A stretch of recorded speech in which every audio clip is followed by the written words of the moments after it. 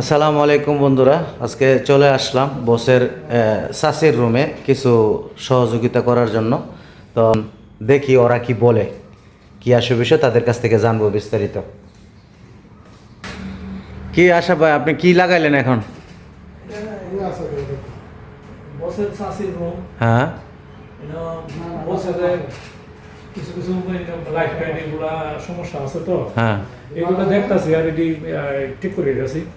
ও, লাইটগুলো আপনার কিছুক্ষণ আগে মহিলা এসে কি জানি দিল দেখলাম। এটা টাকাটা তো দিল।